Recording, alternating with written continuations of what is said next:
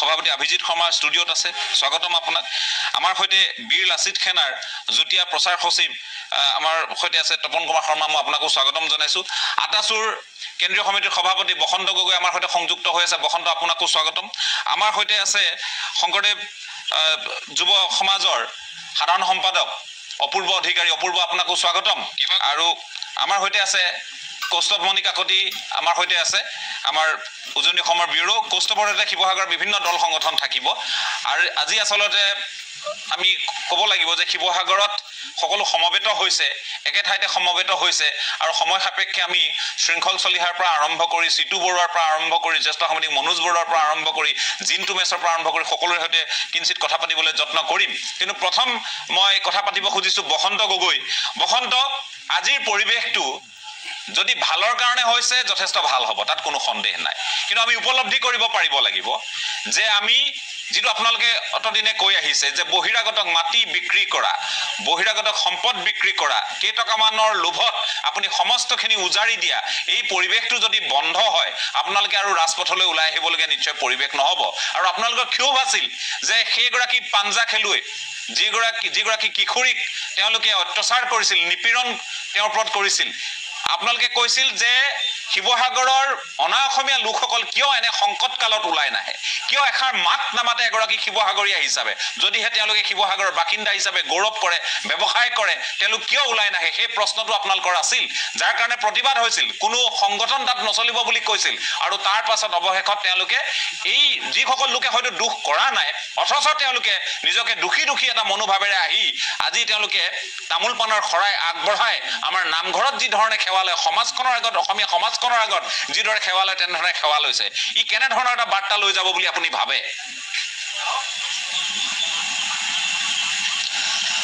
এইটো এটা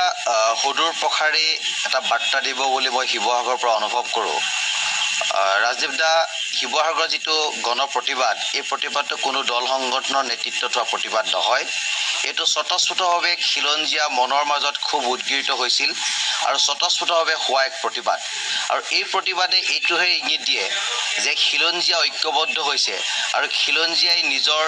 জন্মভূমিত নিজৰ অধিকাৰৰ পৰা বঞ্চিত হৈছে যি অধিকাৰৰ পৰা বঞ্চিত হৈ সকলো ফালৰ পৰা খিলঞ্জীয়া দিশহাৰা হৈছে সেইকাৰণে ৰাইজ ৰাজপথলৈ ওলাই আহিছে আৰু এই যে শিৱসাগৰ য'ত আমি 98% খিলঞ্জীয়া জনসাধাৰণ বসবাস কৰা এটা স্থান বুলি আমি কওঁ যিখন শিৱসাগৰৰ সম্প্ৰীতিৰ কথা কয় সমন্বয়ৰ কথা কয় যিখন শিৱসাগৰে ভেদাভেদৰ কথা নকয় সেইখন শিৱসাগৰত দিন দুপৰতে এগৰাকী খিলঞ্জীয়া থলগিৰি জীয়াৰীক কোনোবা বহিৰাগত দুষ্ট চক্ৰ বনিয়াই গাত হাত দিব বগৰাই ৰাস্তাত পিটিব ছোৱালীজনীয়ে যেতিয়া ক'ব দাদা মোক নামাৰিব মই ছোৱালী তাৰ পিছত যেতিয়া পিটি থাকিব তেতিয়া শিৱসাগৰীয়া ৰাইজে খিলঞ্জীয়া থলগিৰিয়ে যে এটা কথা অনুভৱ কৰিলে যে আমি খিলঞ্জীয়া মানুহখিনি অসমত কেতিয়াও সুৰক্ষিত নহয় বহিৰাগতই আমাৰ ওপৰত শাসন চলাবলৈ আহিছে অৰ্থনৈতিকভাৱে আমাক কুঙা কৰিছে ভূমি অধিকাৰৰ পৰা আমাক বঞ্চিত কৰিছে গতিকে ৰাইজ স্বতঃস্ফূৰ্তভাৱে ওলাই আহিব লাগে আমি মাত্ৰ এটা আহ্বান জনাইছিলোঁ যে এই অনাকাংক্ষিত পৰিৱেশৰ কাৰণে আমি শিৱসাগৰৰ যিসকল দল সংগঠন আছিল সকলোৱে একগোট হৈ সকলো বহিৰাগত বনিয়া গোষ্ঠীৰ তেখেতলোকৰ যি প্ৰতিনিধি আছে তেখেতলোকক কৈছিলোঁ যে এই পৰিৱেশ শিৱসাগৰত হৈছে আপোনালোকৰ কোনো ব্যক্তিৰ দ্বাৰাই কাৰ্য আপোনালোকে কৰিছে গতিকে আপোনালোকে আহক আলোচনাৰ মাধ্যমেৰে কথাখিনি সামৰণি মাৰোঁ আৰু আপোনালোকে এটা এপলজিমূলক কথা কওক যে অনাগত দিনত এই কাণ্ড কাৰখানা শিৱসাগৰত নহয় আৰু আপোনালোকে স্পষ্টভাৱে কৈ দিয়ক যে যিকেইজন দুষ্কৃতিকাৰী এই কাৰ্য সংগঠিত কৰিলে তেওঁলোকে ব্যৱসায়িক গোষ্ঠীক প্ৰতিনিধিত্ব নকৰে তেওঁলোকে মাৰোৱাৰী সম্প্ৰদায়ক প্ৰতিনিধিত্ব নকৰে তেওঁলোক ক্ৰিমিনেল হয় গতিকে তেখেতলোকৰ কোনো জাত নাই তেখেতলোকৰ কোনো জাতি নাই গতিকে তেখেতলোকে দুষ্কাৰ্য কৰিছে জেল হাজতলৈ প্ৰেৰণ কৰক এই কথা তেখেতলোকে নকলে বৰঞ্চ আমি এইকাৰণে ক্ষোভিত হ'লোঁ অত্যাধিকভাৱে মই পুনৰবাৰ কৈছোঁ মই কেইবাবাৰো কৈছোঁ এই কথাষাৰ যেতিয়া সৰিতা তছদেৱাল নামৰ মাৰোৱাৰী সম্প্ৰদায়ৰ এগৰাকী মেডিকেল কলেজত পঢ়ি থকা ডক্টৰ ছাত্ৰীক যেতিয়া ৰেপ কৰি হত্যা কৰা হৈছিল এজন অসমীয়া যুৱকে এজন অসমীয়া ডক্টৰে যেতিয়া হত্যা কৰিছিল আমি জাতি বৰ্ণ ধৰ্ম ভাষা নিৰ্বিশেষে এনেদৰে ৰাজপথলৈ ওলাই আহিছিলোঁ আৰু সৰিতা তছদেৱালক ন্যায় দিবৰ কাৰণে আমি প্ৰয়াস কৰিছিলোঁ সেই সময়ত আমি এইটো কথা ভবা নাছিলোঁ যে সৰিতা তছলিৱাল অসমীয়া ছোৱালী সৰিতা তছলিৱাল নেপালী ছোৱালী সৰিতা তছলিৱাল বেংগলী ছোৱালী নে সৰিতা তছলিৱাল মাৰোৱাৰী ছোৱালী আমি কৈছিলোঁ যে সৰিতা তছলিৱাল শিৱসাগৰৰ এজনী গৌৰৱী অসমীয়া তাই পৰিয়ালটো শিৱসাগৰত আজি যুগ যুগ ধৰি আছে গতিকে শিৱসাগৰৰ জনজীৱনৰ লগত সংপৃক্ত এটা পৰিয়াল তেখেতক আমি ন্যায় দিব লাগে আৰু সেইকাৰণে আমি তেখেতক ন্যায় দিবলৈ আমি সক্ষম হৈছিলোঁ আনহে নালাগে শিৱসাগৰৰ অতিকে ব্যস্ততাপূৰ্ণ এটা ঠাই ৰূপালী হলৰ কাষত বিহাৰী সম্প্ৰদায়ৰ এগৰাকী ছোৱালীক যেতিয়া ৰেলত ৰেপ কৰি যেতিয়া হত্যা কৰা হৈছিলে তেতিয়াও আমি শিৱসাগৰ জাতি বৰ্ণ ধৰ্ম ভাষা নিৰ্বিশেষে ৰাজপথলৈ ওলাই আহিছিলোঁ আৰু সেই দুৰ্ভাগ্যকাকে আমি ন্যায় দিবলৈ সক্ষম হৈছিলোঁ সেই সময়তো আমি বিচাৰ কৰা নাছিলোঁ যে সেই ছোৱালীজনী বিহাৰী সম্প্ৰদায়ৰ ছোৱালী আছিল নে অসমীয়া সম্প্ৰদায়ৰ ছোৱালী আছিল কিন্তু আমাৰ ছোৱালীজনীক ৰাজপথত গোলাগোলকৈ পিটাৰ পাছত কাৰ বস্ত্ৰ হৰণ কৰাৰ পাছত তেখেতৰ ইনাৰ ফালি দিয়াৰ পাছত তেখেতে যেতিয়া মই ছোৱালী মোক নামাৰিব বুলি কোৱাৰ পাছতো আমি তেখেতলোকৰ ৰিকুৱেষ্ট কৰাৰ পাছতো এটাও বহিৰাগত ব্যৱসায়িক গোষ্ঠী এজন প্ৰতিনিধিও এই কথাটো যে বেয়া হৈছে এই কথাটো মুকলি মনে তেওঁলোকে নকলে বৰঞ্চ তেখেতলোকে আমাৰ যি অনুৰোধ আছিলে অনুৰোধটো প্ৰত্যাখ্যান কৰিলে আলোচনালৈ তেখেতলোকে নাহিল 24 ঘণ্টাৰ সময়সীমা দিয়া হ'ল সেইটোও তেখেতলোকে প্ৰত্যাখ্যান কৰিলে তাৰ পৰিৱৰ্তে সেই দুখী ব্যক্তিকেইজনক বচাবৰ কাৰণে 15 লাখ টকা দি মেনেজ কৰাৰ প্ৰয়াস কৰিলে পুলিচক হেঁচা দিয়া হ'ল যিহেতু তেখেত 18 বছৰ অনুৰ্ধ এগৰাকী ছাত্ৰী আছিল এগৰাকী খেলুৱৈ আছিল যে পক্স নলগাব তাক লৈ হেঁচা দিয়া হ'ল মেডিকেলৰ ৰখাবলৈ কাৰণে ক্ৰিমিনেলজনক প্ৰয়াস কৰিলে তাক লৈ ৰাইজ ক্ষুণ্ণ হ'ল আৰু সেইকাৰণে ৰাজপথলৈ ওলাই আহিলে যে তোমালোকে শিৱসাগৰত থকা তোমালোক অসমত থকা অসমৰ মাটি পানী সেৱন কৰি তোমালোকে ব্যৱসায় কৰিছা বাণিজ্য কৰিছা তোমালোকে সিকিউৰিটি লাভ কৰিছা শিৱসাগৰত কোনো তোমালোকক তই বুলি কোৱা নাই তথাপিতো আমাৰ জীয়াৰী বোৱাৰীকে হাত দিয়াৰ পাছত তোমালোকে ব্যৱসায়ৰ কথা ভাবিলা সাম্প্ৰদায়িক কথা বতৰা চিন্তা কৰিলা সামগ্ৰিক কথা বতৰা তোমালোকে চিন্তা নকৰিলা তোমালোকে অসম আৰু অসমীয়াৰ কথা তোমালোকে নাভাবা তোমাৰ জীয়াৰী বুলি ভাবা আমাৰ জীয়াৰীক তোমালোকে কাম কৰা ছোৱালীৰ দৰে তোমালোকে ট্ৰিট কৰিছা ক'ৰবাত তোমালোকে বস্ত্ৰহৰণ কৰিছা তাক লৈ ৰাইজ ক্ষুণ্ণ হৈছিল তাক লৈ ওলাই আহিছিল আৰু প্ৰতিবাদ হৈছিল আৰু প্ৰতিবাদ আমি এটা কথা কৈছিলোঁ যোৱাকালি আপোনালোকে সকলোৱে দেখিছে যে শিৱসাগৰত হাজাৰ হাজাৰ ৰাইজ ওলাই আহিছিল স্বতঃস্ফূৰ্তভাৱে ওলাইছিল কোনো কাকো গাড়ী মটৰ দি অনা নাই কোনো কাকো পইচা দি অনা আমি এপিল কৰিছিলোঁ যে শিৱসাগৰৰ জনতা ৰাজপথলৈ ওলাই আহিবলৈ কাৰণ যেতিয়া অসমৰ ইমূৰৰ পৰা শিৱলৈ যেতিয়া জাতীয়তাবাদী চিন্তা চেতনাৰ মাজত ক'ৰবাত ইফাল হয় কিন্তু শিৱসাগৰৰ মানুহখিনিয়ে জাতীয়তাবাদী চেণ্টিমেণ্টটো ধৰি ৰাখে গুৰি খুঁটা লাই খুঁটাটো ধৰি ৰাখে সেইকাৰণে ৰাইজ ৰাজপথলৈ ওলাই আহিছে আৰু ৰাইজ ৰাজপথলৈ ওলাই স্বতঃস্ফূৰ্তভাৱে প্ৰতিবাদ কৰিছে কিন্তু শিৱসাগৰ ৰাইজ ইমান শান্তিপ্ৰিয় ৰাইজ ইমান গণতান্ত্ৰিক যে হাজাৰ হাজাৰ ৰাইজ ৰাজপথলৈ ওলাই অহাৰ পাছতো এটা ল এণ্ড অৰ্ডাৰ চিটুৱেশ্যন ক্ৰিয়েট কৰা নাই এজনো দোকানীক ধমকি দিয়া নাই এজনো মানুহক দাবী ধমকি দি এটা চৰ ঘোচা মৰা নাই মাত্ৰ এটাই কথা কৈছে যে আপোনালোকে যি ভুল কৰিলে আমি আপোনালোকক বুকুৰ কুটুম বুলি লৈছোঁ কিন্তু আপোনালোকে আমাক শত্ৰুতাৰ জ্ঞান কৰিছে গতিকে আপোনালোকৰ নৈতিক অধিকাৰ নাই যে এইখন চহৰত আপোনালোকে ব্যৱসায় বাণিজ্য কৰা আপোনালোকৰ নৈতিক অধিকাৰ নাই যেতিয়ালৈকে আপোনালোকে অসমীয়া জনসাধাৰণ থলগিৰি ৰাইজৰ ওচৰত আপোনালোকে মাফ নুখুজিব তেতিয়ালৈকে আপোনালোকে দোকান পোহাৰ বন্ধ থাকক আৰু আজি এটা শুভক্ষণ আহিল মই পোনপ্ৰথমে অসমৰ মুখ্যমন্ত্ৰী ডাঙৰীয়াক আপোনালোকৰ থ্ৰুৱেদি মই ধন্যবাদ জনাব বিচাৰিছোঁ তেখেতৰ পৃষ্ঠপোষকতাত ৰণোজ পেগু ডাঙৰীয়া ইয়ালৈ আহিল আৰু ৰণোজ পেগু ডাঙৰীয়াৰ ইনিচিয়েটিভত এখন আলোচনা হ'ল তাত মাৰোৱাৰী সম্প্ৰদায়ৰ ব্যক্তিসকল গ'ল আৰু তেখেতলোকে অসমীয়া ৰাইজৰ ওচৰত এটা ক্ষমা প্ৰাৰ্থনা কৰিলে মই কিন্তু ৰাজদীপ দাক এটা কথা স্পষ্টভাৱে অসমীয়া ৰাইজৰ ওচৰত জনাব বিচাৰিছোঁ বহুতে হয়তো কথাটো ভাবিব পাৰে যে জোৰ জবৰদস্তি কৰি বলপূৰ্বকভাৱে এখিনি মানুহক এখিনি ৰাইজক মানুহৰ মুখৰ আগত আঁঠু কঢ়োৱাৰ কিবা যুক্তিযুক্ততা আছে নেকি এই কথাটো কোনোবাই নহয় কোনোবাই ক'ব কিন্তু মই কৈছোঁ এই যে আপোনালোকে দেখিছে যে মঞ্চত তেখেতলোকে আঁঠু লৈছে এইটো আঁঠু ৰাইজৰ ওচৰত নাই লোৱা আমাৰ অসমীয়া সংস্কৃতিক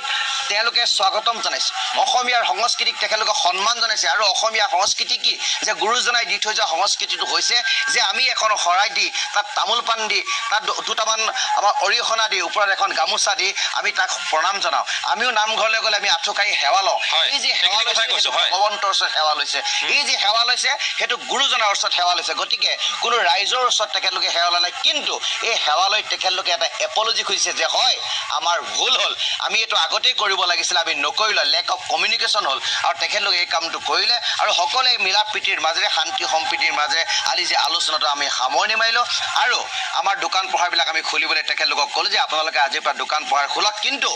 আপোনালোকে নেতৃত্ব ল'ব লাগিব অনাগত দিনত যদি কোনোবা এনেকুৱা দুষ্ট চক্ৰই এনেকুৱা দুষ্কাৰ্য সংগঠিত কৰে আপোনালোক ফ্ৰণ্টলৈ ওলাই আহিব আপোনালোকে ক'ব প্ৰথম মাত মাতিব লাগিছিল অন্যায় বিৰুদ্ধে মাত মাতিব লাগে শিৱসাগৰ বাকী হিচাপে তেওঁলোকে মাত মাতিব লাগিছিল আৰু সেইটো কাম তেওঁলোকে কৰাত বিলম্ব কৰিলে মাতক আৰু জেল হাজতলৈ প্ৰেৰণ কৰক এই কথাটো কৈছো হয় হয়তো জোৰ পুৰি হাত পোৱাৰ পাছত তেওঁলোকৰ সম্বিত ঘূৰি আহিব আৰু তাত এনে নহয় যে সকলো লোকে একে ধৰণৰ যে কট্টৰ চিন্তাৰ যে নহয় আমাৰ মাৰোৱাৰী ব্যক্তি ইয়াত জড়িত হৈছে আমি তেওঁকহে ৰক্ষণাবেক্ষণ দিব লাগে তেনে লোক ওলাব মই নোলাই বুলি নকওঁ কিন্তু তাত উদাৰ মনা লোকো নিশ্চয় আছে কিন্তু তেওঁলোকে সাহস কৰিব পৰা নাছিল আজি ওলাই আহিছে আৰু এইটো এটা শিক্ষা হোৱা উচিত যে খিলঞ্জীয়া ৰাইজৰ ওপৰত প্ৰভুত্ব বিস্তাৰ কৰিবলৈ যাতে কোনেও চেষ্টা নকৰে আৰু আটাইতকৈ ভাল লগা দিশটো হ'ল যে আমি এইবোৰৰ কাৰণে এটা সময়ত ইয়াত সহস্ৰ সংগ্ৰাম হৈছিল আজি এখন গণতান্ত্ৰিক সংগ্ৰামে আপোনালোকৰ য'ত এটা স্বৰ ঘোষা নাই য'ত কোনো ধৰণৰ আইন শৃংখলাজনিত পৰিস্থিতি উদ্ভৱ হোৱা নাই সেই আন্দোলনে এওঁলোকক বাধ্য কৰিলে আৰু এই পৰিৱেশটো স্থায়ী হওক নিগাজী হওক সেইটো আমি কামনা কৰিছোঁ মই আকৌ আপোনাৰ কাষলৈ যাম অপূৰ্ব অধিকাৰী আমাৰ সৈতে সংযুক্ত হৈ আছে অপূৰ্ব মই আপোনাৰ কাষলৈ যাব খুজিছোঁ এই যিটো পৰিৱেশ শিৱসাগৰত আৰু ঐক্যবদ্ধ যি ৰাইজৰ সংগ্ৰাম যি আন্দোলন য'ত এটা আইন শৃংখলাজনিত পৰিস্থিতি হোৱা নাই অথচ ক্ষমা বা তেওঁলোকে নিজৰ দুখ স্বীকাৰ কৰিবলৈ তেওঁলোকে আজি বাধ্য হ'ল আৰু অসমীয়া সমাজ ব্যৱস্থাৰ সৈতে মিলিত হৈ তেওঁলোকে আগন্তুক সময়ত আগবাঢ়ি যোৱাৰ প্ৰতিশ্ৰুতি দিছে ক্ষমা মহৎ গুণ আৰু অসমীয়া সেই উদাৰতা দেখুৱাইছে কিন্তু ইয়াৰ অৰ্থ এইটো নহয় যে এই সংগঠনসমূহ বা ইয়াৰ নেতৃত্ব প্ৰদান কৰা লোকসকল বা এই জনসাধাৰণ তেওঁলোকৰ ওচৰত হেও মানিলে বা কথাখিনি আপোচ মীমাংসা হ'ল তেনে নিশ্চয় নহয় গতিকে মই আপোনাৰ কাষলৈ আহিছোঁ আপুনি আজি এগৰাকী বৰপেটা জিলাৰ নিবাসী উজনি অসমৰ ফালে এনে ধৰণৰ পৰিস্থিতি হোৱাৰ পাছত বহুতেই কৈছে যে জিলাই শিৱসাগৰে যিটো আদৰ্শ দেখুৱালে গণতান্ত্ৰিক প্ৰমূল্যবোধেৰে তেওঁলোকে খিলঞ্জীয়াৰ সুৰক্ষাৰ স্বাৰ্থত এক ৰণত নামি পৰিল সেইখিনি হ'ব লাগে তেনে পৰিস্থিতি হ'ব লাগে আৰু গণতান্ত্ৰিক পন্থাৰে হ'ব লাগে ঐক্যবদ্ধ এক সংগ্ৰামৰ মাজেৰে হ'ব লাগে মই আপোনাৰ কাষলৈ আহিছোঁ এই গোটেই ঘটনা প্ৰবাহক আপোনালোকে কেনেধৰণে লৈছে ধন্যবাদ ৰাজীৱ দা আমি শিৱসাগৰৰ ঘটনাটো খুবেই গভীৰ উৎকণ্ঠাৰে আমি চাই আছিলোঁ আৰু আজি শিৱসাগৰবাসী জাতীয়তাবাদী যি সংগঠনসমূহ আছে সেই সংগঠনৰ সন্মুখত বৃহত্তৰ মাৰোৱাৰী সমাজে আনুষ্ঠানিকভাৱে গৈ পেলাই তেখেতসকলে ঔ হৰি ঔ ৰাম বুলি কৈ যি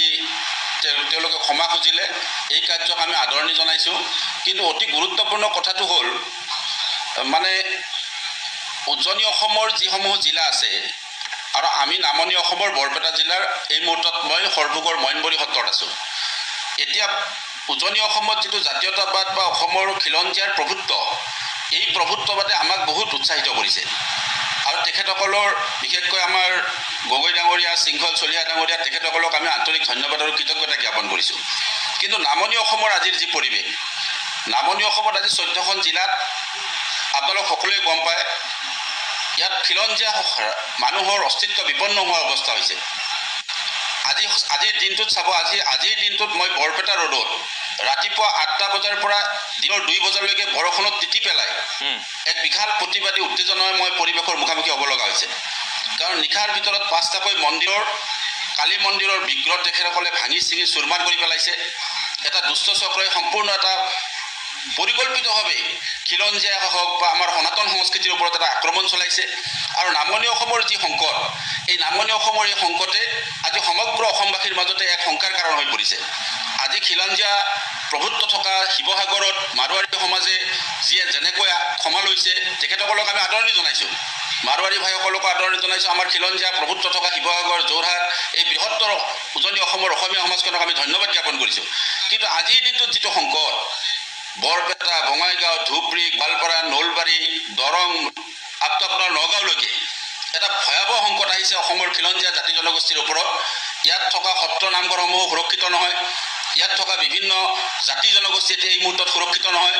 এক বিশৃংখলময় পৰিৱেশৰ মাজত এক শংকাজনক পৰিৱেশৰ মাজত আমি চলিব লগা হৈছে মই শিৱসাগৰৰ জাতীয় দল সংগঠনৰ নেতৃবৃন্দক মই আহ্বান জনাম যে আপোনালোকে নামনি অসমলৈ আহক আপোনালোক নামনি অসমলৈ এইকাৰণে আহক আমি নিজে শংকামুক্ত হ'ব পৰা নাই ইয়াতে যিটো বাংলাদেশী মূলৰ মানুহৰ যিটো আগ্ৰাসন ইয়াত সনাতন হিন্দু সংস্কৃতিৰ আজি মন্দিৰৰ 5টাকৈ মন্দিৰৰ বিগ্ৰহ ভাঙি চুৰমাৰ কৰি দিয়া হ'ল সিদিনা মইনবৰী সত্ৰত কেৰামত আলী আৰু আমিন আলীৰ নেতৃত্বত প্ৰায় ৩৫ লক্ষাধিক টকাৰ লুটপাট কৰা হ'ল। এই যে সংকট অসমৰ নামনি অসমৰ সত্ৰ সংস্কৃতিৰ ওপৰত ভাবুকি আহিছে, নামঘৰ সংস্কৃতিৰ ওপৰত ভাবুকি আহিছে, গুৰুজনাৰ ঐতিহ্যপণ্ডিত সত্ৰ নামঘৰসমূহৰ ওপৰত ভাবুকি আহিছে, বৃহত্তৰ কোচ ৰাজবংশী সমাজ, এই বিশাল সমাজখনত কোচ ৰাজবংশী নৰনাৰায়ণৰ চিলাৰাৰ যি ঐতিহ্য আছে সেই ঐতিহ্যৰ ওপৰত ভাবুকি আহিছে। গতিকে আমি শিৱসাগৰৰ ৩০টাকৈ জাতীয় দল সংগঠনৰ নেতৃত্বত বিশেষকৈ শৃংখল চলিয়াকে ধৰি গগৈকে আদি কৰি আমি সন্মানীয় নেতৃবৃন্দক আমি আহ্বান জনাম, আপোনালোকে বৰপেটালৈ আহক, ধুবুৰীলৈকে আহক। অন্ততঃ আমাৰ এইখিনি খিলঞ্জীয়া মানুহ আপোনালোকৰ আমি যিহেতু অসমখন শদিয়াৰ পৰা ধুবুৰীলৈকে বৃহত্তৰ অসমীয়া সমাজ, এই অসমীয়া সমাজখনৰ প্ৰতি অহা সংকটৰ সময়ত আপোনালোকে আমাৰ লগত ঠিক হওক। আশা কৰিম অনাগত দিনত যাতে তেখেতসকলেও আমাক সহায় কৰে আৰু এই ধৰণৰ যাতে এটা পৰম্পৰা, আজি শিৱসাগৰত যিটো পৰম্পৰা সৃষ্টি হৈছে মই আদৰণি জনাইছোঁ, ধন্যবাদ জনাইছোঁ। নামনি অসমৰ প্ৰতি অহা এই সংকটৰ সময়ত তেখেতসকলে যাতে সৰ্বোচ্চ উজাৰি আমাৰ ফালে অলপ অকণমান দৃষ্টি দিয়ক, তাৰ বাবে আমি তেখেতসকললৈ আহ্বান জনাইছোঁ। ঠিক আছে, মই আকৌ আপোনাৰ কাষলৈ যাম। আপোনাৰ আহ্বান নিশ্চয় তেওঁলোকে শুনিছে বা শুনিব। মই কৌস্তভ মণি কাকতি আমাৰ সৈতে সংযুক্ত হৈ আছে। কৌস্তভ, মই শিৱসাগৰলৈ অকণমান যাব খুজিছোঁ। শিৱসাগৰৰ শিৱদৌল প্ৰাংগণত সকলো দল সংগঠনৰ প্ৰতিনিধি আছে আৰু ডাঙৰ কথাটো হ'ল যে সকলো সংবাদ মাধ্যমৰ প্ৰতিনিধিও তাত আছে আপোনাৰ উপৰিও। গতিকে সময় সাপেক্ষে আপুনি যিসকলক পাইছে বৰ্তমান তেওঁলোকৰ কথাখিনি অকণমান ল'বলৈ যত্ন কৰক, কাৰণ আজি এটা নৈতিক জয় বুলি অভিহিত কৰা আছে যদিও সংখ্যাই কিন্তু আঁতৰি যোৱা নাই। সেয়া শিৱসাগৰ, তিনিচুকীয়া, ডিব্ৰুগড় ৰাজপথৰ কাষত কাৰ শ বিঘা মাটি, সেই কথাখিনি আমি এবাৰ ভালদৰে চালেই অনুধাৱন কৰিব পাৰিম আমি যে সংখ্যামুক্ত নহয়। এয়া সাময়িক এক সকাহ হ'ব পাৰে, কিন্তু সংখ্যামুক্ত অসমীয়া নহয়। মই আপোনাৰ কাষলৈ যাব খুজিছোঁ। কোন কোন দল সংগঠনৰ প্ৰতিনিধি আছে খুব চমুৱাই তেওঁলোকৰ পৰা সময় সাপেক্ষে আপুনি কথাবোৰ ল'বলৈ যত্ন কৰক। ৰাজীৱ বাইলুং বৰুৱা, ইতিমধ্যে আপুনি উল্লেখ কৰিছে যে শিৱসাগৰৰ আজিৰ যিটো ঘটনা, এই ঘটনা খিলঞ্জীয়াৰ বাবে কেৱল নৈতিক জয় নহয়, এই গোটেই প্ৰক্ৰিয়াটো কিন্তু এটা গণতান্ত্ৰিক প্ৰক্ৰিয়া আছিল। আৰু আটাইতকৈ ডাঙৰ কথা যে স্বতঃস্ফূৰ্তভাৱে কোনো দল সংগঠনে নেতৃত্ব নোলোৱাকৈ, যদিও বা 30টাকৈ দল সংগঠনৰ প্ৰতিনিধি আছিল, সকলো কিন্তু ওলাই আহিছিল। আৰু তাৰ পিছৰ আজি যিটো পৰিৱেশ হ'ল সেয়া সকলোৱে জানে। আৰু আমাৰ সৈতে শিৱসাগৰৰ প্ৰায় সংখ্যক দল সংগঠনৰ নেতৃত্ব আমাৰ সৈতে আছে। জ্যেষ্ঠ সাংবাদিক মনোজ বৰঠাকুৰ ডাঙৰীয়া আছে। মই প্ৰথমতে আপোনাৰ ওচৰলৈকে আহিছোঁ। কালি এই বয়সতো খোজকাঢ়ি দলৰ পৰা একেবাৰে গৈ গোটেই প্ৰতিবাদী সমদলটোত আপুনি আছে। গতিকে আজিৰ যিটো পৰিৱেশ, সেই পৰিৱেশটোৰ পিছত সৰ্বত্ৰ চৰ্চা হৈছে যে শিৱসাগৰৰ ৰাইজে কৰি দেখুৱালে, শিৱসাগৰৰ ৰাইজৰ বাবে এয়া খিলঞ্জীয়াৰ বাবে এয়া নৈতিক জয়। এয়া প্ৰকৃততে নৈতিক জয় হয়নে আৰু কৰিবলগীয়া আছে? নৈতিক জয় হয়, কিন্তু আৰু কৰিবলগীয়া আছে। প্ৰথম কথা সেইটো, কিয়নো আপুনি বৰ্তমান যিখন সমাজ, য'ত আপুনি দেখিব যে যুৱ প্ৰজন্মই মানে বহুত ঠাইতে উশৃংখল পৰিৱেশ সৃষ্টি কৰে। সাধাৰণতে যিকোনো এটা গণ আন্দোলন যেতিয়া আৰম্ভ হয় সি ডাইভাৰ্টেড হৈ যায়, বেলেগ ধৰণৰ আকৌ হিংসাত্মক ৰূপ ল'ব হয়। কিন্তু সেইকাৰণে আমি ভাবিলোঁ যে আমি কেলৈ আঁতৰত থাকিম, আমিও আহিলোঁ। এই ডেকা ল'ৰাবিলাকে আজিৰ প্ৰজন্মই আগবঢ়াই নিছে, আমাৰো এটা মৰেল ৰেছপনচিবিলিটি। আমি যিবিলাক কাম আগতে কৰিছিলোঁ, আমি আৰম্ভ কৰিছিলোঁ অসম আন্দোলন, কিন্তু তাৰ পৰৱৰ্তী বহুদিন আমি জাতীয় দায়িত্বৰ কথা পাহৰিছিলোঁ। এতিয়া আকৌ এইটো এটা ৰিভাইভেল, আমাৰ অসমীয়া জাতিৰ স্বাভিমানী জাতিটোৰ এইটো এটা নতুন এটা আৰম্ভ হৈছে। এই উৎসাহটো আমি দিব লাগিব। আমি খিলঞ্জীয়াৰ অধিকাৰটো আমি হেৰুৱাইছোঁ লাহে লাহে। গতিকে এইটো অধিকাৰ প্ৰাপ্তিৰ কাৰণে আমি মাত মাতিব লাগিব। এইটো মাত মাতিছে প্ৰথম গণতান্ত্ৰিকভাৱে মাতিছে, সুপৰিচালিত এটা আন্দোলন হৈছে। আন্দোলন বুলি কোৱা নাই, সুপৰিচালিত এটা হৈছে, প্ৰতিবাদ হৈছে, আৰু তেখেতসকলেও সহযোগিতা কৰিছে আৰু খুব ভালভাৱে সফলভাৱে ইয়াত সমাপ্তি হৈছে। কিন্তু এট দ্য চেম টাইম আমি এইটো কথাও মনত ৰাখিব, এইটো ইয়াতে শেষ হোৱা নাই। পৰৱৰ্তী বেলেগ ধৰণে কেনেকৈ ধৰণে এজন বক্তাই ইতিমধ্যে কৈছে যে নামনি অসমলৈকো যাব লাগে আমাৰ নেতৃত্ব, আমাৰ ডেকা ল'ৰা। নামনি অসমতো একেধৰণে সকলো ঠাইতে প্ৰতিবাদ হওক, আৰু সৰ্বাত্মক প্ৰতিবাদ হ'লে এই গণতান্ত্ৰিক চৰকাৰখনে নিশ্চয় আমাৰ ৰক্ষা কৰিবলৈ নতুন নীতি নিয়ম বান্ধিব। আটাচুৰ ভাস্কৰ বৰগোহাঁই আছে, আপোনাৰ ওচৰলৈ আহিছোঁ। খুব চমুকৈ যিহেতু সকলোৰে ওচৰলৈ যাব লাগিব, ইতিমধ্যে মুখ্য সম্পাদকগৰাকীয়ে এটা প্ৰসংগ উল্লেখ কৰিছে যে ৰাষ্ট্ৰীয় ঘাইপথৰ কাষত কাৰ কাৰ মাটি আছে, সেই কথাবোৰ চালেই আমি খিলঞ্জীয়াৰ প্ৰভুত্ব কিমান সেয়া স্পষ্ট হৈ থাকে। গতিকে আজিৰ দিনটোৰ পিছত এটা নতুন ধাৰা নিশ্চিতভাৱে আৰম্ভ কৰাৰ প্ৰয়োজন আছে। নিশ্চিতভাৱে আছে। আৰু এটা কথা, আচলতে আজি যিটো ঘটনা ঘটি গ'ল, এই ঘটনাটো হোৱাৰ পিছত আমি সামাজিক মাধ্যমতে হওক বা আপোনালোকৰ সংবাদ মাধ্যমতে হওক এটা বস্তু দেখিছোঁ যে সেয়া শিৱসাগৰবাসীৰ জয়, এয়া অসমবাসীৰ জয়। আচলতে এয়া কোনো ধৰণৰ জয় নহয়, স্পষ্টভাৱে ক'বলৈ গ'লে এয়া কোনো ধৰণৰ জয় নহয়। এয়া মাত্ৰ আকৌ এবাৰ এটা নিদৰ্শন হ'ল যে অসমীয়া মানুহৰ সহনশীলতা আৰু উদাৰতা এটা নিদৰ্শন হ'ল আৰু এটা বস্তু ইয়াত নিদৰ্শন হ'ল যে এষ্টাব্লিছ হ'ল যে অসমীয়া মানুহে আকৌ এবাৰ খুজি সন্মান ল'বলগীয়া হ'ল তাৰ বাদে অন্য একো নহয় কাৰণ এসপ্তাহৰ আগতেই ঘটনাটো ঘটি গ'ল এসপ্তাহ দিন প্ৰতিবাদ কৰাৰ পিছত সমগ্ৰ অসমীয়া ৰাইজ জাগ্ৰত হোৱাৰ পিছত আজি চৰকাৰী মন্ত্ৰী আমোলাৰ উপস্থিতিত আজি তেওঁলোকে গৈ পিনি তামোল পানৰ দি সহায় দি ক্ষমা খুজিছে এইটো আচলতে কোনো ধৰণৰ জয় হ'ব নোৱাৰে এয়া সম্পূৰ্ণ এটা আমি খুজি সন্মান লোৱাৰ এটা ব্যৱস্থা হ'ল আচলতে আৰু এনেধৰণেই আমাক আক্ৰমণ কৰি থাকিব আমাক অপমান কৰি থাকিব অসমীয়া খিলঞ্জীয়া মানুহৰ প্ৰভুত্ব নাশ কৰি থাকিব আৰু ক্ষমা খুজি থাকিব আমি ক্ষমা কৰি থাকিম এই ধৰণে কিন্তু অসমীয়া জাতিৰ প্ৰভুত্ব বিস্তাৰ নহয় কৰণীয় আছে দেৱজিৎ আছে মই অকণমান আপোনাৰ ওচৰলৈ আহিম কৰণীয় আছে সকলোৰে কৰণীয় আছে নিশ্চিতভাৱে কৰণীয় আছে আমি আজি আমাৰ যিখন আলোচনা হ'ল আলোচনাৰ শেষত যিটো সিদ্ধান্ত হ'ল বা আমাৰ অনা অসমীয়া শিৱসাগৰ মাৰোৱাৰী সমাজে শিৱসাগৰীয়া ৰাইজৰ ওচৰত শৰণাপন্ন হ'ল এইটো আমাৰ সংগ্ৰামখনৰ প্ৰথম ফলশ্ৰুতি কিন্তু আমাৰ মূল বিষয়খিনি এয়া আৰম্ভণি ইতিমধ্যে আপুনি দেখিছে জনতাৰ ক্ষোভৰ উদ্গীৰণ হোৱা কেৱল মাত্ৰ এই কেইগৰাকীমান শিৱসাগৰীয়া অনা অসমীয়া বনিয়াক আঁঠু লোৱাবৰ কাৰণে এখন সংগ্ৰাম হোৱা নাই এই সংগ্ৰামখন দীঘলীয়া হ'ব এই সংগ্ৰামখনৰ লক্ষ্য উদ্দেশ্য বহুত দীঘলীয়া বুলি এইকাৰণে কৈছোঁ যে যেতিয়ালৈকে আমি অসমীয়া জাতিয়ে আমাৰ নিজৰ মাটিৰ ওপৰত নিজৰ ভেটিৰ ওপৰত সম্পদৰ ওপৰত অধিকাৰ সাব্যস্ত কৰিব নোৱাৰোঁ তেতিয়ালৈকে আমি অসমীয়া জাতি সুৰক্ষিত নহওঁ আৰু ইতিমধ্যে আমাৰ 30 জাতীয় জনগোষ্ঠীয় সংগঠনৰ এখন বৈঠক হৈ গৈছে তাত এটা সিদ্ধান্ত গ্ৰহণ কৰা হৈছে যেতিয়ালৈকে আমি মাটিৰ আমাৰ অধিকাৰ সাব্যস্ত কৰিবৰ কাৰণে এইখন আইন এইখন চৰকাৰ প্ৰণয়ন নকৰিব তেতিয়ালৈকে আমি সংগ্ৰামখন আগবঢ়াই লৈ যাম আৰু মাননীয় মুখ্যমন্ত্ৰী মহোদয়ক আমি অনুৰোধ জনাব বিচাৰিছোঁ ইতিমধ্যে বিধানসভাৰ অধিৱেশন আছে তাত তেওঁলোকে এখন বিধেয়ক আনিব বিচাৰিছে 3খন জিলাৰ কাৰণে বিধেয়কখন আনিব বিচাৰিছে আমি তেখেতক কৰজোৰে অনুৰোধ জনাইছোঁ আমাৰ উজনি অসমৰ যিসমূহ জিলা আছে আমি আমাৰ সুৰক্ষা বিচাৰিছোঁ গতিকে এই উজনি অসমৰ জিলাকেইখনো এই বিধেয়কখনৰ ভিতৰত অন্তৰ্ভুক্ত কৰিব লাগে টাইপাৰ দিগন্ত তামুলী আছে মই আপোনাৰ ওচৰলৈ আহিছোঁ গোটেই বিষয়টোত প্ৰথমৰ পৰা আপোনালোক জড়িত হৈ আছে প্ৰতিক্ৰিয়া কি হ'ব আজি আমি এটা পৰ্যায়ত নৈতিকভাৱে জয়ী হৈছোঁ বুলি ভাবিছোঁ কিন্তু এতিয়া কথা হ'ল যে অসমত খিলঞ্জীয়াৰ প্ৰভুত্ব হ'ব লাগিব আৰু এই খিলঞ্জীয়াৰ প্ৰভুত্ব ৰক্ষা সংগ্ৰামখন শিৱসাগৰৰ পৰা হৈছে ইয়াত চৰকাৰৰ দায়িত্ব কিন্তু প্ৰধানকৈ চৰকাৰৰ দায়িত্ব আছে এতিয়া কথা হ'ল আমাৰ নিয়োগৰ আমাৰ অধিকাৰ থাকিব লাগিব আমাৰ ভূমি অধিকাৰ থাকিব লাগিব ৰাজনৈতিক অধিকাৰ থাকিব লাগিব গতিকে এই ভূমি অধিকাৰ যাতে খিলঞ্জীয়া ৰাইজৰ ওচৰত থাকে আজি সকলোৱে সেই কথাটোৱে কৈছে যে খিলঞ্জীয়া হাতত যাতে ভূমি অধিকাৰ থাকে অনা অসমীয়া মানুহে যাতে বাহিৰৰ পৰা আহি যাতে মানুহ ইয়াত মাটি কিনিব নোৱাৰে খিলঞ্জীয়াৰ সেই ব্যৱস্থাৰ কাৰণে এখন অতি সুনিৰ্দিষ্ট ভূমি আইন কিন্তু অসম চৰকাৰে প্ৰৱৰ্তন কৰিবই লাগিব কাৰণ খিলঞ্জীয়াসকলক যদি আমি সুৰক্ষা দিব নোৱাৰোঁ তেতিয়াহ'লে আমি খিলঞ্জীয়াৰ চৰকাৰ খিলঞ্জীয়াৰ কাৰণে কাম কৰিছোঁ বুলি কথা ফুলজাৰি মাৰি থাকিলে কিন্তু খিলঞ্জীয়া নাবাচিব খিলঞ্জীয়া আইন প্ৰণয়নৰ যোগেদিহে বাচিব ঠিক আছে কৌস্তভ মই আকৌ যাম আপোনাৰ কাষলৈ এটা বিৰতিৰ সময় হৈছে কৌস্তভ এটা বিৰতিৰো সময় হৈছে মই আকৌ যাম আপোনাৰ কাষলৈ এটা চমু বাণিজ্যিক বিৰতি লৈ লৈছোঁ 1 মিনিটৰ পাছত মই পুনৰ আহি আছোঁ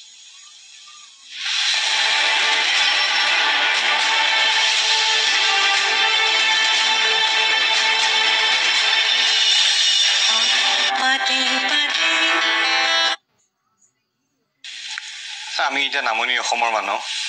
আমি ভুক্তভোগী আমি আজি সংখ্যাত আছোঁ সন্দেহযুক্ত বিদেশী নাগৰিকৰ পৰা আজি সন্দেহযুক্ত বিদেশী নাগৰিক এজনে যদি চৰ মাৰে তেতিয়াও বিষাম গালখন বিষাব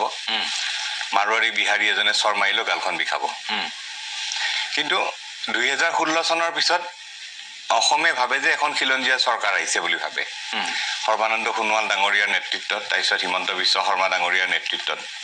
কিন্তু এই চৰকাৰ দুখন চলি থকাৰ পিছতো যদি আমি সুৰক্ষিত নহয়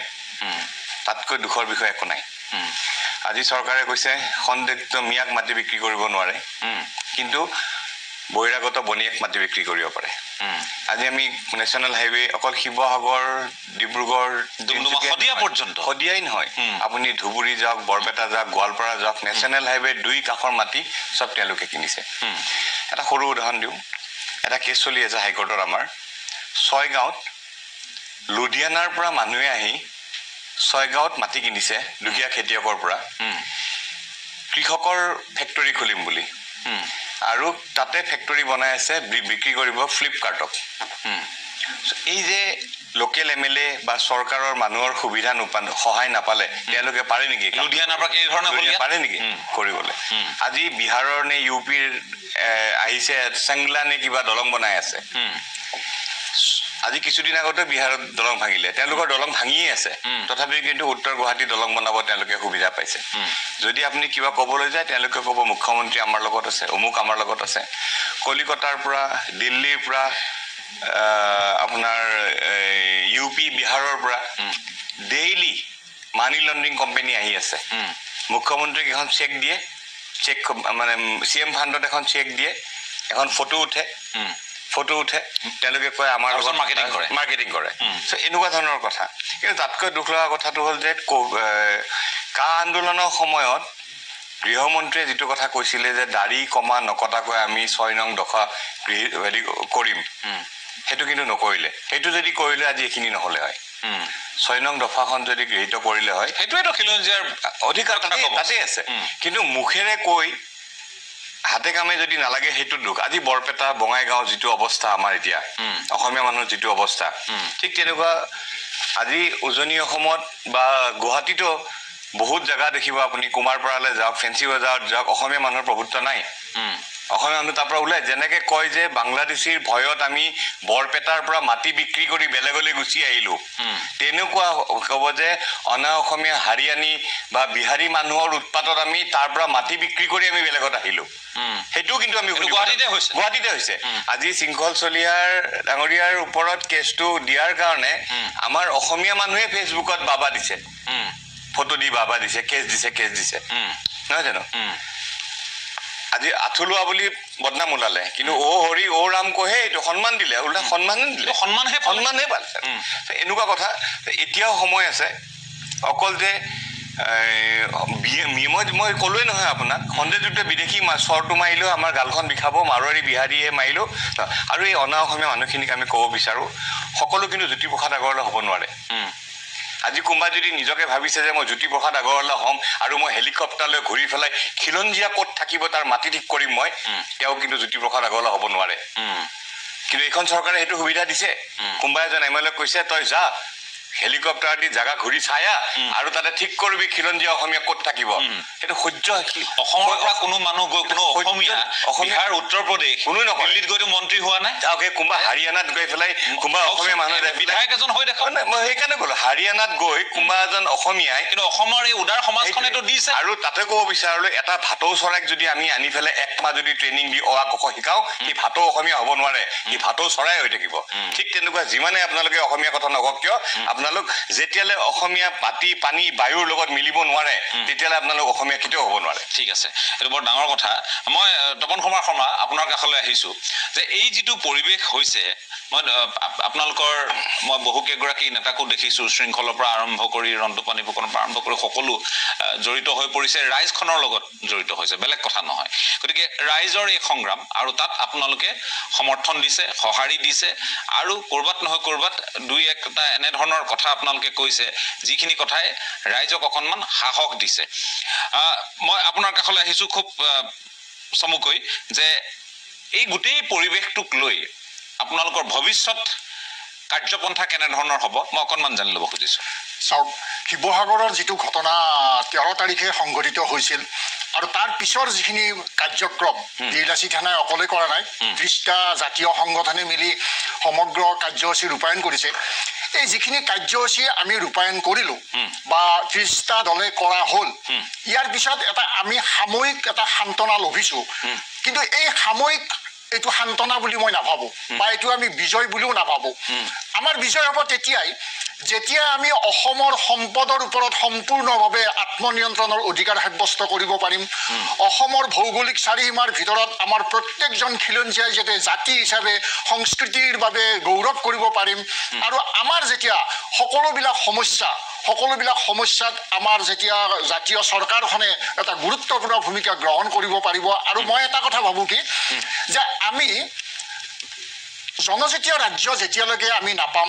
বা আমি সম্পদৰ ওপৰত যেতিয়ালৈকে অধিকাৰ সম্পূৰ্ণভাৱে নাপাম তেতিয়ালৈকে আমাৰ জাতি হিচাপে আমি জীয়াই থকা কণ্টকাকীৰ্ণ হ'ব কঠিন হ'ব আমাক সেইকাৰণে সম্পদৰ ওপৰত সম্পূৰ্ণ অধিকাৰ লাগিব আৰু এই অধিকাৰ দিব লাগিব ভাৰত ৰাষ্ট্ৰৰ শাসক যন্ত্ৰটোৱে কিন্তু আমি দেখা পাইছোঁ যে তেওঁলোকে অসমৰ কোনো এটা সমস্যাৰ ক্ষেত্ৰত তেওঁলোকে কোনো গুৰুত্ব পদক্ষেপ কৰা নাই অসমৰ মাটি আজি বহিৰাগত বিদেশীয়ে তেওঁলোকে গ্ৰাস কৰিছে কিন্তু আজি সেই মাটি তেওঁলোকক যদি কিনিব নোৱাৰা মণিপুৰৰ দৰে যদি আমি এখন আইন ৰূপায়ণ কৰিলো হয় মণিপুৰ চৰকাৰে মেঘালয়তো নোৱাৰে আপুনি মেঘালয়ত সম্ভৱেই নহয় আজি মণিপুৰ চৰকাৰে 2005 চনতে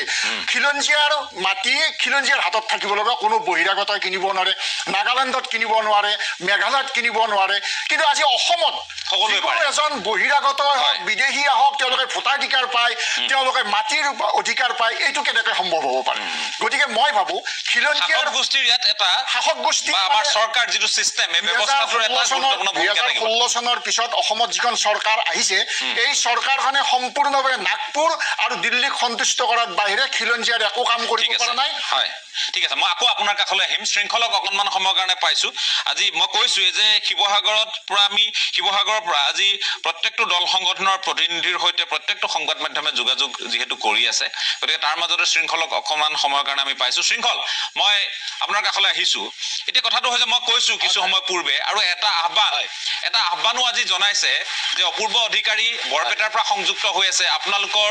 ৰাইজৰ যিটো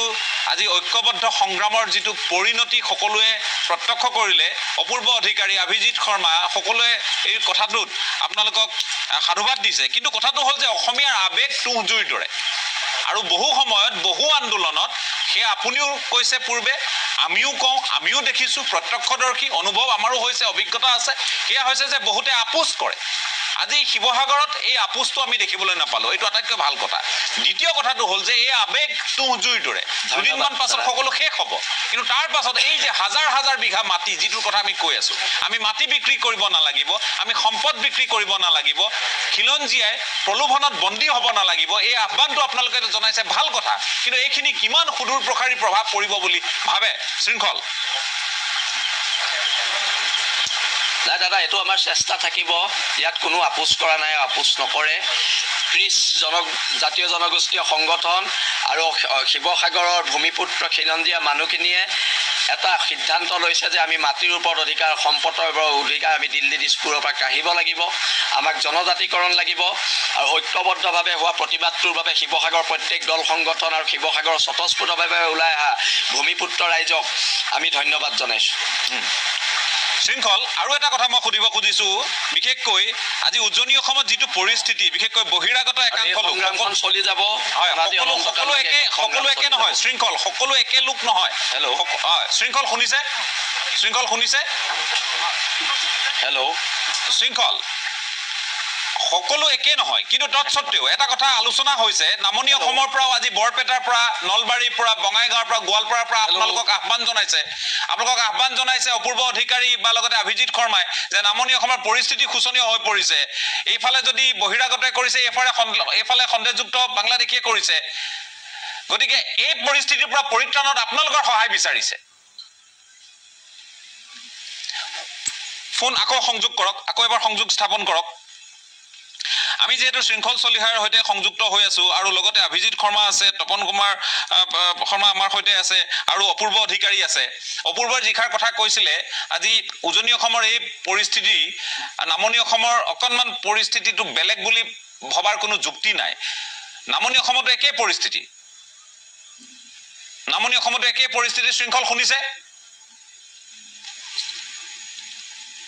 শৃংখল শুনিছে মই 1 মিনিটৰ এটা বিৰতি লৈ লওঁ তাৰপিছত শৃংখলৰ ওচৰলৈ আহি আছোঁ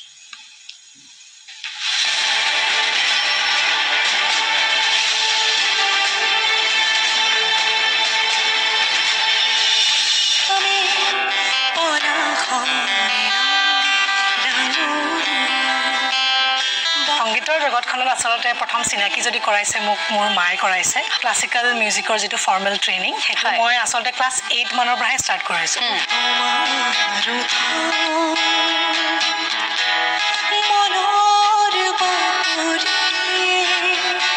ভূগোলটো এৰি গান ভাল পাম বা গানটো ফালৰ পৰা সম্ভৱ নহ'ব মই দুয়োটা সদায় আগুৱাই নিব চেষ্টা কৰিম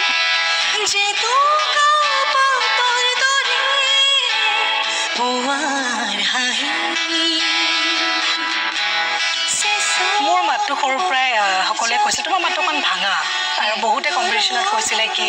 গীতটো হাই স্কেলৰ গীত তোমাৰ স্কেলৰ গীত নহয় বা স্কেলটো অকণ ওপৰত গাব চেষ্টা কৰিবা তেনেকৈ কয় তথাপিও মই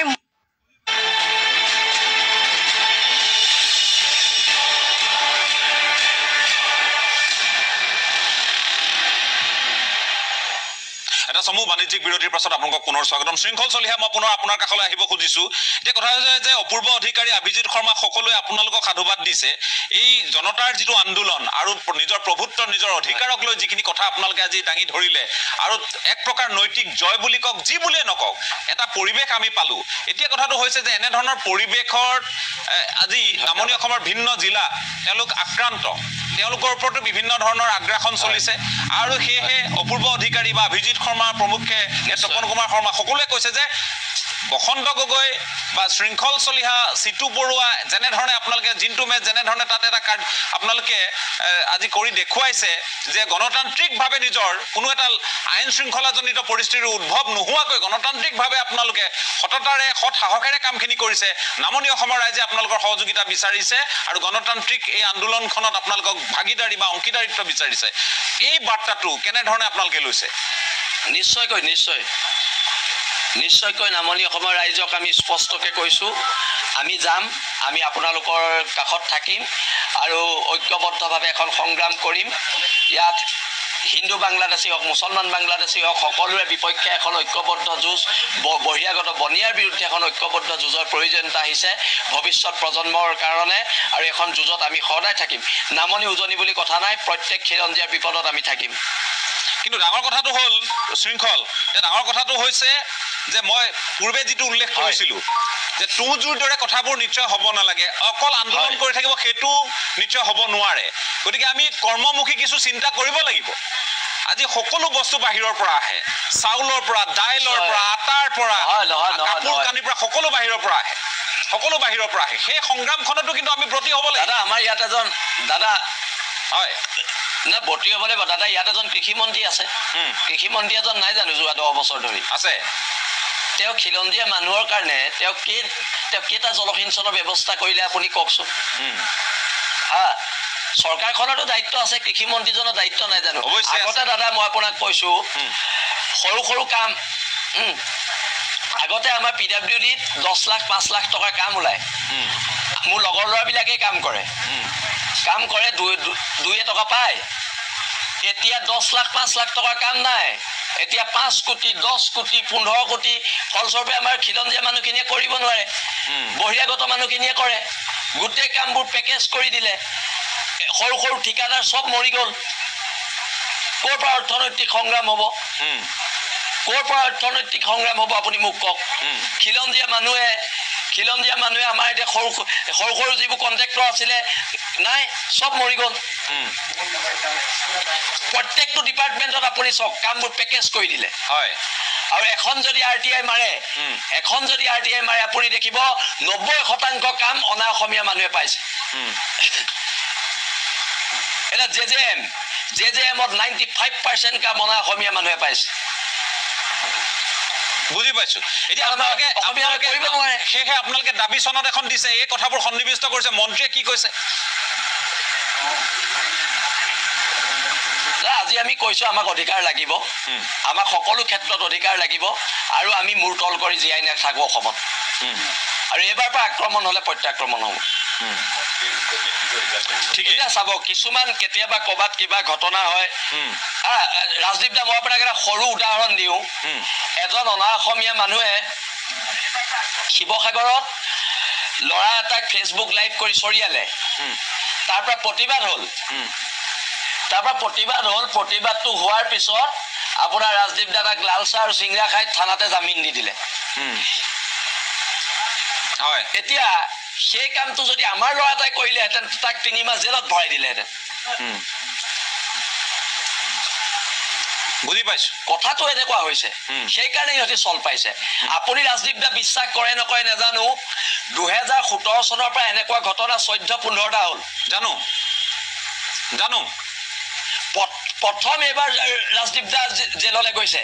আৰু প্ৰত্যেকবাৰে থানাৰ পৰা লাল চাহ চিংৰা খাই পুলিচে জামিন দি দিয়ে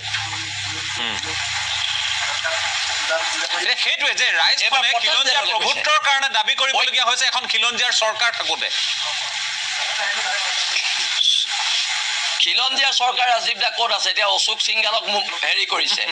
মন্ত্ৰী দিছে আৰু ৰাজস্থানত আজি বাইলুং উপাধিৰ মানুহ এজন গগৈ উপাধিৰ মানুহ এজন চলিয়া উপাধিৰ মানুহ এজন মন্ত্ৰী হ'ব পাৰিব সেইটোৱেতো অলপ আগত মই ক'লো সেইটোৱে ভাতৰ চৰাই মই নক'লো সেইটোৱেতো আমি কথা পাতিলো অলপ আগত কিমান দুখৰ কথা কিমান দুখৰ অশোক সিংগালে শিৱসাগৰত আহি পেলাই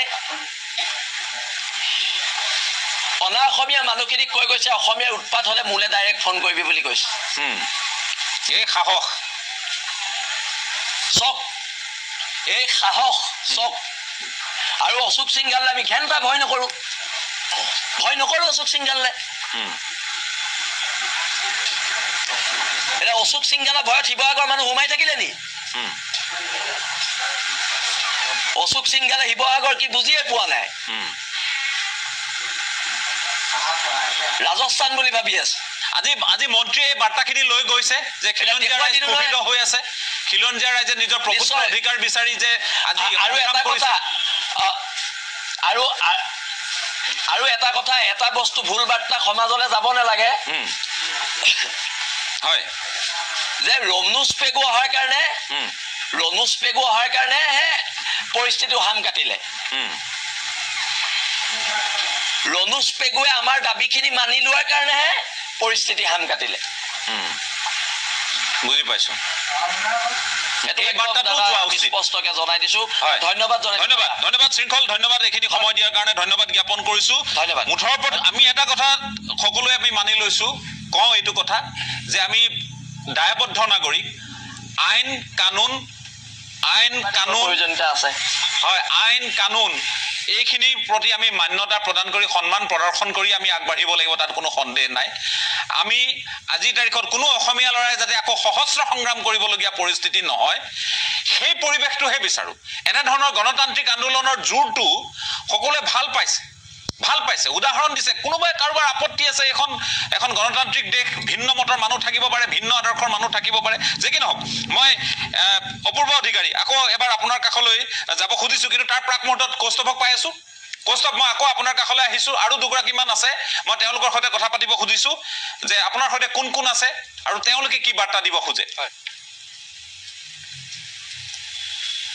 মই প্ৰথমতে অনুসূচিত জাতি ছাত্ৰ সন্থাৰ পৰশমন দাস ডাঙৰীয়া আছে আপোনাৰ ওচৰলৈ আহিম মহেন্দ্ৰ ডাঙৰীয়া আছে জিন্তু মেচ ডাঙৰীয়া আছে সকলোৰে ওচৰলৈ যাবলৈ চেষ্টা কৰিম খুব চমুকৈ ইতিমধ্যে কথাবোৰ আলোচনা হৈছে আজি দিনৰ ভাগত আপোনালোক সকলো আছে প্ৰতিবাদ প্ৰথম দিনটোৰ পৰা আপোনালোক সকলো জড়িত হৈ আছে কি বাৰ্তা দিব বিচাৰিব আজিৰ দিনটোৰ পিছত সৰ্বত্ৰ শিৱসাগৰক লৈ চৰ্চা ৰাইজলৈ কি বাৰ্তা দিব বিচাৰিব চাওক কথাটো হ'ল কি আমাৰ এই যিখন সংগ্ৰাম এই সংগ্ৰামখন কেৱল অনা অসমীয়াৰ বিৰুদ্ধে থকা সংগ্ৰাম নহয় এই সংগ্ৰামখন হ'ল অসমীয়া জাতিৰ প্ৰভুত্ব ৰক্ষা অসমীয়া জাতিৰ অস্তিত্ব ৰক্ষাৰ সংগ্ৰাম আমাৰ কথাটো হ'ল কি আমাক অৰ্থনৈতিক অধিকাৰ লাগে আমাৰ কথা হ'ল কি আমাক ৰাজনৈতিক অধিকাৰ লাগে আমাৰ কথা হ'ল কি আমাক সামাজিক অধিকাৰ লাগে মুঠতে অসমীয়া জাতিৰ সম্পদৰ ওপৰত সম্পূৰ্ণৰূপে অসমীয়া জাতিৰ অধিকাৰ লাগে গতিকে অধিকাৰ সাব্যস্ত কৰিবৰ কাৰণে অধিকাৰ ৰক্ষা কৰিবৰ কাৰণে আৰু অসমীয়া জাতিৰ অস্তিত্ব ৰক্ষা কৰিবৰ কাৰণে এই সংগ্ৰাম আৰু এই সংগ্ৰামখন শিৱসাগৰৰ পৰা আৰম্ভ হৈছে শিৱসাগৰত ৰোপণ কৰা যি বীজ এই বীজ সমগ্ৰ অসমত আমি বিয়পাই তুলিবলৈ সক্ষম হ'ম বৰপেটাৰ পৰা কৈছে যে কেৱল শিৱসাগৰতেই নহয় নামনি অসমলৈও এই সংগ্ৰামখনৰ যথেষ্ট প্ৰয়োজনীয়তা আছে নামনি অসমতো আপোনালোকক সহযোগ বিচাৰিছে নিশ্চয়কৈ আচলতে খিলঞ্জীয়া মানুহৰ মনত যে এটা ক্ষোভ আছিলে সেই ক্ষোভৰ উদ্গীৰণ হৈছে আজি যিটো মাটিৰ সংৰক্ষণৰ কথা কৈছে অহাকালিলৈ হয়তো পৰহিলৈ অসম চৰকাৰে এটা নীতি গ্ৰহণ কৰিব কিন্তু আমি আগৰ পৰাই কৈছোঁ যে অসমখন আচলতে জনজাতীয় ৰাজ্য হ'ব লাগে ইয়াৰ খিলঞ্জীয়া মানুহৰ হাতত ভূমিৰ অধিকাৰ থাকিব লাগিব সম্পদৰ অধিকাৰ থাকিব লাগিব এটা সৰু উদাহৰণ আমাৰ অসমৰ কিনাৰতে থকা অন্যান্য যিবিলাক ৰাজ্য আছে সেই ৰাজ্যবিলাক কিন্তু জনজাতীয় ৰাজ্য সেইকাৰণে তাত সেই সুবিধাটো আছে গতিকে আমি অসম চৰকাৰক আহ্বান জনাইছোঁ অসমৰ অসমীয়াৰ খিলঞ্জীয়াৰ হাতত ভূমি অধিকাৰটো প্ৰদান কৰক জিন্তু মেচ ডাঙৰীয়া আহ্বান কি থাকিব নাই এই বিজেপি দলটোৱে চৰকাৰ কৰাৰ আগত তেওঁলোকে যিটো নিৰ্বাচনী যিটো প্ৰতিশ্ৰুতি দিছিল যে খিলঞ্জীয়া মানুহৰ জাতি মাটি ভেটি ৰক্ষা কৰিব লাগে, এতিয়া সময় আহি পৰিছে। খিলঞ্জীয়া মানুহে আহ্বান জনাইছে যে খিলঞ্জীয়া মানুহৰ মাটিকণ খিলঞ্জীয়া মানুহত থাকিব লাগিব, ইয়াৰ ৰাজনৈতিক আৰু আৰ্থ সামাজিক যি অস্তিত্ব অসমীয়া হাতত থাকিব লাগিব। তাৰ কাৰণে আইন প্ৰণয়ন কৰিব লাগে। মুখ্যমন্ত্ৰী মহোদয়ে ৰাতি সপোন দেখিলে ৰাতিপুৱা তেওঁ আইন বনোৱা নিয়মো আছে। গতিকে ইমান ডাঙৰ এটা ইছ্যু যেতিয়া হৈছে, সৰ্বত্ৰে অসমীয়া ৰাইজে যেতিয়া বিচাৰিছে খিলঞ্জীয়া মানুহৰ হাতত অস্তিত্ব থাকক, গতিকে তাৰ এটা ব্যৱস্থা গ্ৰহণ কৰিবলৈ অনুৰোধ জনাইছোঁ। কিন্তু আপোনালোকৰ যোগেদি আৰু এটা কথা কৈ দিম যে অসমীয়া জাতিৰ কিন্তু জেনোফোবিক নহয়। এই যে আজি যিটো ঘটনা ঘটিল সেইটো কিন্তু অবাঞ্ছনীয় আছিল। এই ঘটনাটো দেখি কিন্তু অসমীয়া মানুহে কিন্তু কোনো ধৰণৰ পাশৱিক শান্তি লৈ থকা নাই। গতিকে ভুল বাটতো যাব নালাগে। কিন্তু সেইটো বাৰে বাৰে দোহৰা হৈছে। মই আপোনাৰ ওচৰলৈ আহিছোঁ, খুব চমুকৈ কি ক'ব বিচাৰিব? অসমীয়া মানুহখিনি আচলতে যথেষ্ট সৰল আৱেগিক আৰু অসমীয়া মানুহখিনি আচলতে পটককৈ কাৰোবাক ক্ষমা কৰি দিব পাৰে। কিন্তু আমাৰ যি খিলঞ্জীয়া ছোৱালীজনীক ৰাজপথত বগৰাই আচলতে মাৰিলে, তাৰ কাৰণে যি আজি অসমীয়া মানুহখিনিয়ে শিৱসাগৰ ৰাইজে যি ক্ষমা কৰি দিলে, এইটো নহয় যে তেওঁলোকে পুনৰ কৰিব আৰু পুনৰ ক্ষমা কৰি দিয়া হ'ব, এনেকুৱা কথাই ল'ব নালাগে। এই যে খিলঞ্জীয়া মানুহৰ অস্তিত্ব অনাদি অনন্তকাললৈকে সুৰক্ষিত হৈ থাকিবই লাগিব, ভাষাটো সুৰক্ষিত হৈ থাকিব লাগিব, ভূমিখিনি সুৰক্ষিত হৈ থাকিব লাগিব। তাৰ কাৰণে আমাৰ এই আন্দোলন। আজি আমি কৈছোঁ, ৰণোজ পেগু ডাঙৰীয়াক, মন্ত্ৰী ডাঙৰীয়াক আমি কৈছোঁ যে ভূমিখিনি আমাৰ সুৰক্ষিত হৈ থাকিব, খিলঞ্জীয়া মানুহৰ কাৰণে ভূমিখিনি সুৰক্ষিত হৈ থাকিব লাগিব, ভাষাটো সুৰক্ষিত হৈ থাকিব। তাৰ কাৰণে এই সংগ্ৰাম অনাদি অনন্তকালীয় সংগ্ৰাম হৈ থাকিব। যেতিয়ালৈকে আমি অসমীয়া যিটো সুৰক্ষিত নহ'ম, তেতিয়ালৈকে কিন্তু আন্দোলন হৈ থাকিব। চিতু বৰুৱা, বিষ্ণু শইকীয়া, পাৰ্থ আছে, মই অকণমান আপোনাৰ ওচৰলৈ আহিম। গোটেই প্ৰক্ৰিয়াটো আজিৰ দিনটোত শিৱসাগৰৰ পৰা এটা বিশেষ বাৰ্তা গৈছে। এই বাৰ্তাটো কিন্তু ভুলকৈ এটা যোৱাটো কেতিয়াও কোনো বিচৰা নাই। গতিকে কেনেধৰণৰ আহ্বান থাকিব? হয়, আমাৰ ৰাইজৰ খিলঞ্জীয়া ৰাইজৰ প্ৰতি আহ্বান থাকিল যে আমি যিখন সংগ্ৰাম কৰিছোঁ, এই সংগ্ৰামখন অসমীয়া মানুহৰ অস্তিত্ব ৰক্ষা সংগ্ৰাম। এইখন অসমত অসমীয়া মানুহৰ অস্তিত্ব যাতে সদায় সুৰক্ষিত হৈ থাকে, মাটিত যাতে অসমীয়াৰ অধিকাৰ থাকে, ভূমিত যাতে অসমীয়াৰ অধিকাৰ, ভাষাত যাতে অসমীয়াৰ, ৰাজনৈতিকভাৱে যাতে অসমীয়াৰ, তাৰ বাবেহে আমি সংগ্ৰাম কৰিছোঁ। যিখন চৰকাৰে আমাক আস্থা দিছিলে যে আমি অসমীয়া মানুহৰ, খিলঞ্জীয়া মানুহৰ আধিপত্য আত্মৰক্ষাৰ বাবে চৰকাৰখনে ব্যৱস্থা গ্ৰহণ কৰিব, কিন্তু শেষত আমি দেখিছোঁ আমি জাতীয় দল সংগঠনৰ যেতিয়ালৈকে নকৰোঁ তেতিয়ালৈকে আমি আমাৰ অধিকাৰসমূহ নাপাওঁ। তাৰ বাবে আমি আজি শিৱসাগৰ ৰাইজে দেখাই দিলে যে অধিকাৰ আনিবলৈ হ'লে প্ৰতিবাদ কৰিবই লাগিব। চিতু বৰুৱা আছে, খুব চমুকৈ গোটেই প্ৰক্ৰিয়াটো। না, শিৱসাগৰে সদায় শান্তি সম্প্ৰীতিৰ কথা কয়। শিৱসাগৰ জিলাখনত আপুনি নগৰখনতে মন কৰিব, জাতি, বৰ্ণ, ধৰ্ম, ভাষা নিৰ্বিশেষে সকলো লোকে বছৰ ধৰি সমিলমিলে বসবাস কৰি আছে। কিন্তু অনা অসমীয়াৰ যিটো আগ্ৰাসন, এই আগ্ৰাসনৰ ফলত আমি খিলঞ্জীয়াৰ মানুহৰ ভৱিষ্যতক লৈ আমি শংকিত হৈ পৰিছোঁ। আজি অসমৰ আপুনি যদি উজনি অসমৰ গোটেইকেইখন যদি জিলা চাবলৈ যায়, প্ৰায়খিনি জিলাত আপুনি দেখিব 80% নগৰৰ ভূমি কিন্তু এতিয়া অনা অসমীয়া ব্যৱসায়ী হাতত। সেইটো আমি তাক লৈ চিন্তিত হৈছোঁ। আৰু সেইটো কাৰণে আমি আমাৰ যিটো দাবী আছিল, আমি সভাখনত এইটো কথা কৈছিলোঁ যে আমাৰ অসমীয়া থলুৱা মানুহৰ মাটি যাতে অনা অসমীয়া কিনিব নোৱাৰে, তাৰ আমি ব্যৱস্থা গ্ৰহণ আমি কৰিছিলোঁ, আমি সভাত ঘোষণা কৰিছোঁ। আৰু সেইটো কাৰণে আমি এতিয়া শুনিবলৈ পাইছোঁ যে মুখ্যমন্ত্ৰী মহোদয়ে ইতিমধ্যে কৈছে। মই 1 মিনিটৰ কাৰণে মাত্ৰ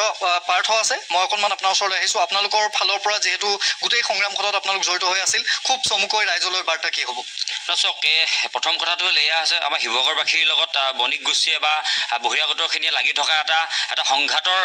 খুব কম সময়ৰ ভিতৰত খুব বেছিকৈ লাগি থকা এটা সংঘাতেৰে বহিঃপ্ৰকাশ। সেই তাৰ বাবে হয়তো আমাৰ শিৱসাগৰবাসী ৰাইজে স্বতঃস্ফূৰ্তভাৱে আজি শিৱসাগৰ নগৰলৈ মাজমজিয়াটো ওলাই আহিছে। আজি তেওঁলোকে অসমীয়াৰ পৰম্পৰাগত আমাৰ কৃষ্টি সংস্কৃতি, তামোল পাণ গোৱালৈ আমাৰ ৰাইজৰ ওচৰত ক্ষমা খুজিছে। কিন্তু অসমীয়া আমাৰ ৰাইজ অতি আৱেগিক জাতি, কিন্তু এইটো কথা পাহৰাটো ভুল যে এই অসমীয়া জাতিয়ে 17 ভাগৰ মোগলক বহু খেদা দিছিল। কিন্তু সেই কথাটো আমাক এই সমান্তৰালভাৱে তেওঁলোকে মই উনুকাই দিব বিচাৰিছোঁ। আৰু এই যিটো আজি এইটো ঘটনা ঘটিলে, এই যি আজি ছোৱালীজনীৰ ওপৰত আক্ৰমণ কৰা যি ঘটনা হ'ল, এই ঘটনা যে শেষ ঘটনা হওক, ইয়াৰ পৰৱৰ্তী ধন্যবাদ জ্ঞাপন কৰিছোঁ। বাকীসকল অতিথিও আছে, মই তেওঁলোকৰ কাষলৈ যাব লাগিব। এটা বিৰতি লৈছোঁ, 1 মিনিট।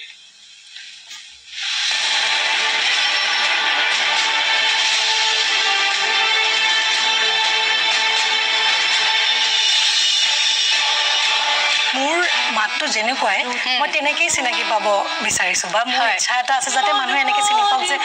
ময়ূৰী বুলি কোৱাৰ মাতটো যে অকণ ভাঙা ছোৱালীজনী, মই তেনেকেই ভাল পাওঁ।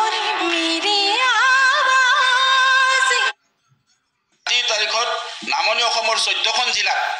বিশেষকৈ বৰপেটা, বঙাইগাঁও, গোৱালপাৰা, ধুবুৰী,